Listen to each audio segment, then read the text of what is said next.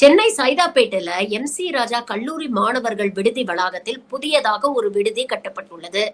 நிறைய வசதிகளோட இந்த விடுதியை இன்னைக்கு மாண்புமிகு முதலமைச்சர் திரு மு.க. ஸ்டாலின் அவர்கள் திறந்து வைத்தார். கூட விடுதலை சிறுத்தைகள் கட்சியின் தலைவர் முனைவர் டாக்டர் தொல் திருமாவளவன் அவர்களும் இருந்தார்.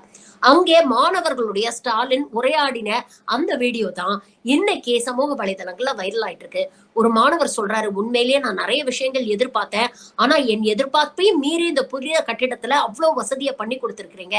ஆனா நான் 3rd இயர் வந்துட்டேன், இனி இந்த வசதிகள்லாம் என்னால அனுபவிக்க முடியாதே அப்படின்னு நினைக்கும் போது வருத்தமா இருந்தாலும், எனக்கு அப்புறம் வரக்கூடிய தலைமுறை இதை அனுபவிப்பாங்க அப்படின்னு நினைக்கும் பொழுது எனக்கு ரொம்ப சந்தோஷமா இருக்கு அப்படின்னு சொல்றார்.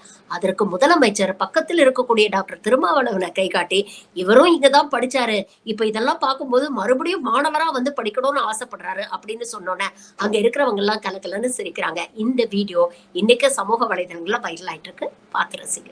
அது நான் எதிர்பார்த்த விஷயங்கள் எல்லாம் அதை விட பெட்டரா இங்க எல்லாமே நிறைய இருக்கு. என்னன்னா ஒரு வருத்தம் என்னன்னா, நான் முடிச்சுட்டு போறேன் அப்படின்ற ஒரு வருத்தம் தான் எனக்கு இருக்கு.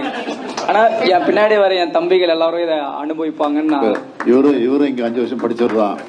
என்ன சொல்றாரு, திரும்பி படிக்கணும்னு ஆசைப்படுறாரு. சொல்லிட்டு இருந்தா இருக்கும். சரி, மகிழ்ச்சி.